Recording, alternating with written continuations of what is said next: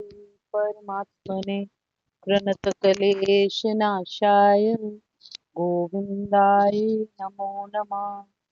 कृष्णाय वासुदेवाय हरे परमात्मने प्रणतक्लेशनाशाय गोविन्दाय नमो नमः। ओम श्री गणेशाय नमः। श्री सीताराम नमः। श्री राधे श्याम नमः। उमापति महादेव की जय। श्री गुरुवे नमः। श्री हनुमते आविराजिए सब संतन की जय। जय जय सीताराम, जय जय राधे श्याम। श्री हरिवंश, श्री हरिवंश, श्री हरिवंश। कल हमने श्लोक संख्या, हाँ जी कौन बोल रहे? बेटा 5 पहले करना है। हाँ जी माँ, हाँ जी, 15 हाँ हाँ। पुरुषोत्तम योग का 5वां अध्याय, 15वां श्लोक, 15वां अध्याय 5वां श्लोक पढ़ती। मुझे रोज ही भूल जाता है। जय जय श्री हरि। जो झूठी प्रतिष्ठा, मोह तथा कुसंगति से मुक्त है, जो शाश्वत तत्व को समझता है, जिन्होंने भौतिक काम को नष्ट कर लिया है, जो सुख तथा दुख के द्वंद से मुक्त है और जो मोह रहित होकर परम पुरुष के शरणागत होना जानते हैं, वह उस शाश्वत राज्य को प्राप्त करते। यहाँ पर सब कुछ कवर कर दिया है। झूठी प्रतिष्ठा, मोह कुसंगति से मुक्ति, शाश्वत तत्व को समझना मतलब परमात्मा को समझना, भौतिक कामनाओं को नष्ट कर देना, सुख और दुख के द्वंद से परे हट जाना। अगर सुख और दुख के द्वंद से हम परे हट जाते हैं तो हमारी लाइफ की सारी सोल्यूशन हो जाती है। ना हमें किसी से मोह होगी ना आसक्ति। द्वंद हमेशा मन में मोह और आसक्ति की वजह से होता है। जो मोह रहित एक बार हो गया वो परम पुरुष के शरणागत होना जानते हैं और फिर उस शाश्वत राज्य गोलोक धाम को, परमात्मा के धाम को, वृंदावन को प्राप्त होते हैं। जय जय सीताराम, जय जय राधे श्याम। श्री हरिवंश, श्री हरिवंश, श्री हरि। कल हमने श्लोक संख्या नंबर 11 में बोला था, वेद के जानने वाले विद्वान जिस सच्चिदानंद घन रूप परम पद को अविनाशी कहते हैं, आसक्ति रहित यत्नशील सन्यासी महात्मा जन जिसमें प्रवेश करते हैं और जिस परम पद को चाहने वाले ब्रह्मचारी लोग ब्रह्मचार्य का आचरण करते हैं, उस परम पद को मैं तेरे लिए संक्षेप में कहूंगा। बार बार भगवान जी कोई ना कोई तरीका हमको ये बता रहे हैं जिससे हमारी अटेंशन कभी भी परमात्मा से डाइवर्ट ना हो। यहाँ पर भी उन्होंने पहली बात बोली, वेद को जानने वाले विज्ञान मतलब जो भगवान जी के विज्ञान को जानता हो, सच्चिदानंद घन स्वरूप परमात्मा को अविनाशी जो मानता हो, आसक्ति रहित जो हो, जो हर समय यत्नशील रहे, हर समय एक्टिविटी परमात्मा की तरफ जाने की करता रहे। एक बारी भी उसके अंदर हम चूक नहीं कर सकते क्योंकि हमको नहीं पता चलता विषय और विकार कब हमारे मन को वापस अटैक करने। सन्यासी, सन्यासी जो दुनिया से, भौतिक संसार से त्याग कर चुका हो, जो अपने अंदर जरूरी नहीं है घर बार छोड़कर वन में जाना, आप मन से भी बहुत सी चीजों का त्याग कर सकते हैं। महात्मा जन जिसमें प्रवेश करते हैं, वो बता रहे हैं कि बहुत सारे लोग ऐसे हैं जो परमात्मा की तरफ जा चुके हैं, तो तुम्हारे लिए भी कोई मुश्किल बात नहीं है अगर तुम इन रूल्स को फॉलो करो। और जिस परम पद को चाहने वाले ब्रह्मचारी लोग, अब यहाँ पर भगवान जी पहली बार ब्रह्मचार्य की बात कर रहे हैं। ब्रह्मचारी लोग ब्रह्मचार्य का आचरण करते हैं, उस परम पद को मैं तेरे लिए संक्षेप में कहूंगा। भगवान जी कह रहे हैं, एक बार पहले भी मुझे लगता है भगवान जी इसके बारे में बात कर चुके हैं, अब वो थोड़ा और डिटेल में धीरे धीरे अर्जुन को वो बता रहे हैं कि किस तरीके से वो परमात्मा में पूरा लीन हो सकता है। श्लोक संख्या नंबर 12 और श्लोक संख्या नंबर 13। सब इंद्रियों के द्वारों को रोककर तथा मन को हृदय में स्थिर करके फिर उस जीते हुए मन के द्वारा प्राण को मस्तक में स्थापित करके परमात्मा संबंधी योग धारणा में स्थित होकर जो पुरुष ओम इस एक अक्षर रूप ब्रह्म का उच्चारण करता हुआ और उसके अर्थ स्वरूप मुझ निर्गुण ब्रह्म का चिंतन करता हुआ शरीरों को त्याग कर जाता है, वह पुरुष परम गति को प्राप्त होता है। क्योंकि अर्जुन का क्वेश्चन मृत्यु के रिलेटेड था, इसीलिए भगवान जी अब उसको बता रहे हैं कि अंत समय में उसको क्या करना चाहिए। अंत समय कौन सा समय होता है उसके बारे में हमको खुद नहीं पता। हो सकता है यही आपका अंत समय हो सकता है आज से कितने कितने सालों तक लोग जीवित रहते हैं, कोई पता नहीं चलता, क्योंकि अंत समय तो केवल परमात्मा जानते हैं। इसीलिए भगवान जी इसको बोल रहे हैं अंत समय में ये बोले। अब अंत समय का क्योंकि हमें पता नहीं है, तो इसका मतलब हर समय हमारा अंत समय। इसका मतलब भगवान जी कह रहे हैं हर समय आप ये सब करो। क्या करो?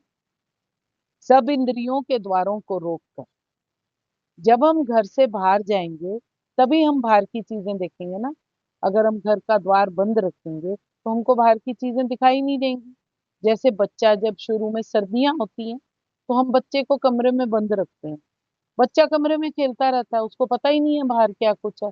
पर एक बार उसको बाहर जाने की आदत पड़ जाती है, फिर वो शाम को तिल मिलाता रहता है कि मेरे को किसी तरीके से बाहर नहीं जाए। यहाँ पर भगवान जी ऐसी ही बात कर रहे हैं। सब इंद्रियों के द्वारों को रोककर मन को हृदय में स्थिर करके, फिर उस हृदय में जब मन स्थिर हो जाएगा तो मन जीत लिया जाएगा। फिर उस जीते हुए मन के द्वारा प्राण को मस्तक में स्थापित कर मेडिटेटिव पोर्शन में अपनी भौहों के बीच में अपने प्राणों को स्थिर कर परमात्म संबंधी योग धारणा में। इसका मतलब भगवान जी यहाँ पर फिर से बता रहे हैं कि मुझे योग धारणा कितनी प्रिय है। परमात्मा संबंधी, परमात्मा से संबंध करवा सकती है।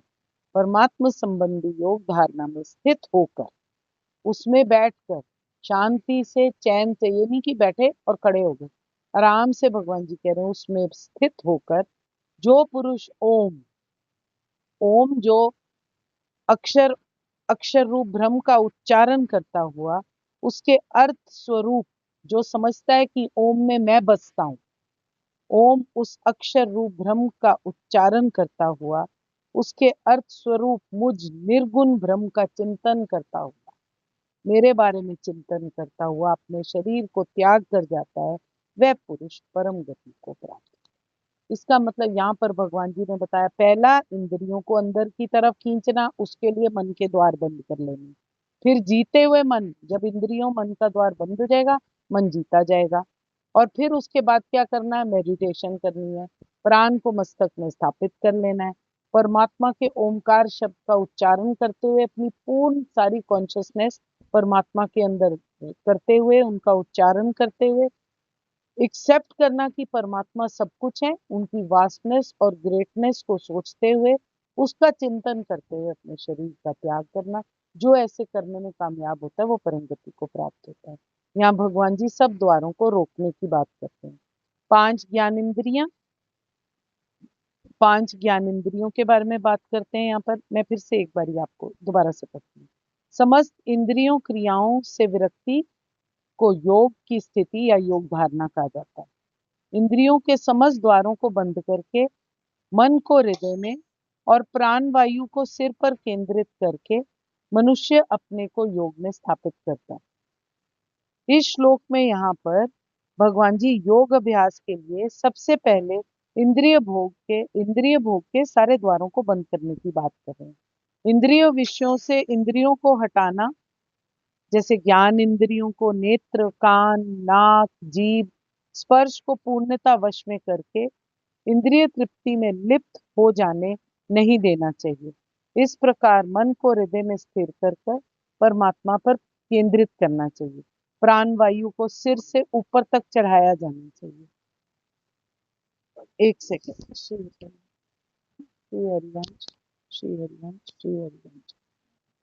ज्ञान इंद्रियां नेत्र, कान, नाक, जीभ और स्पर्श को पूर्णता वश में करके उन्हें इंद्रिय तृप्ति में लिप्त नहीं होने देना।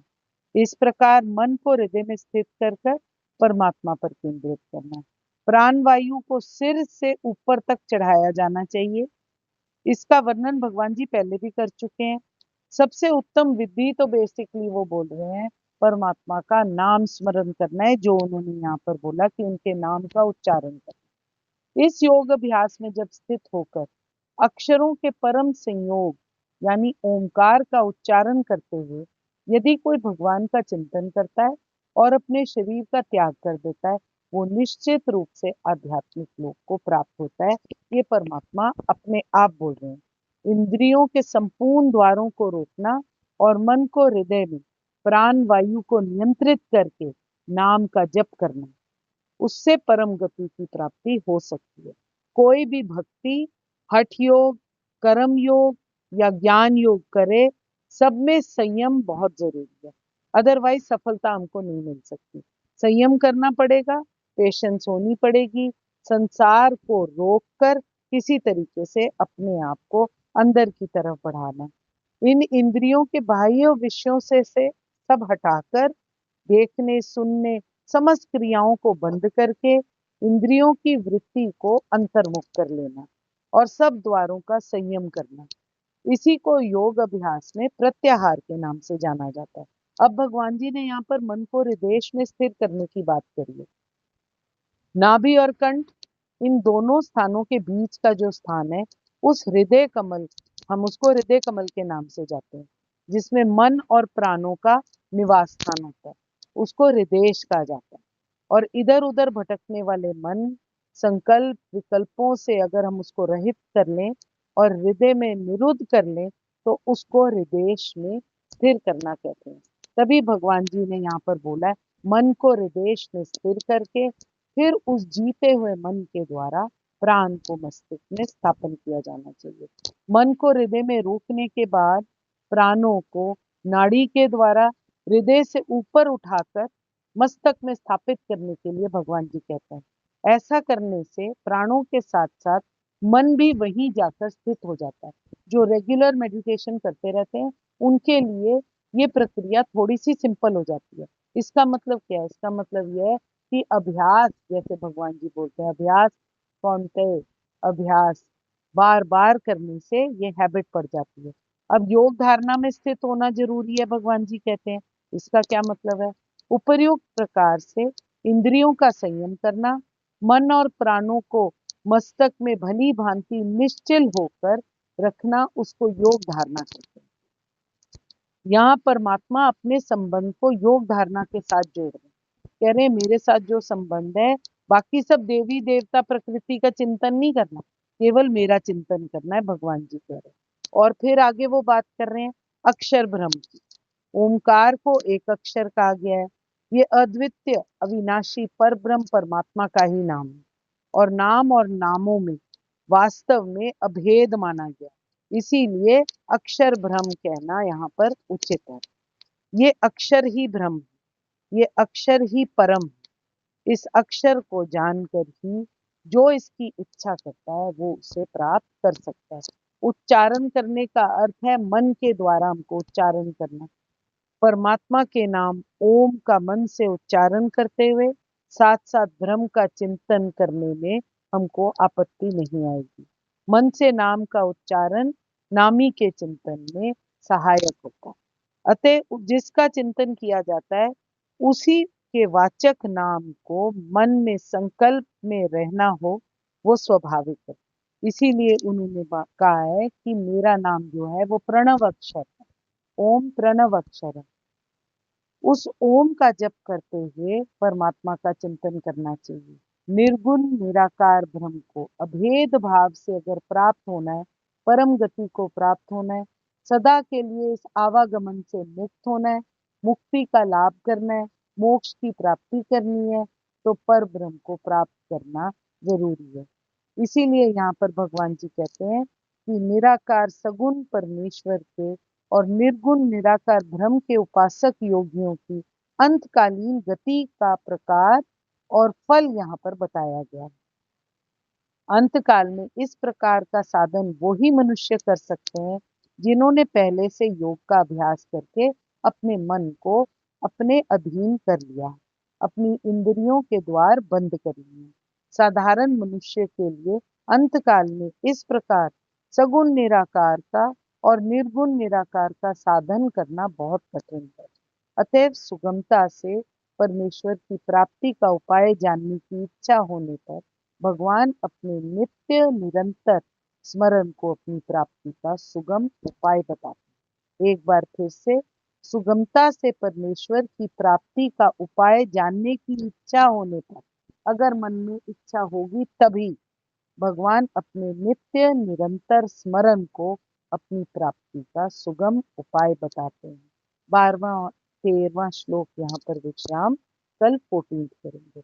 जय जय सीताराम, जय जय राधे श्याम, कृष्णाय वासुदेवाय हरे परमात्मने प्रणतकलेशनाशाय गोविंदाय नमो नमः। मैं आपके हृदय प्रेम प्रभु को नमस्कार करती हूँ। अगर मुझसे कोई भूल त्रुटि हो तो कृपया मुझे क्षमा कीजिएगा।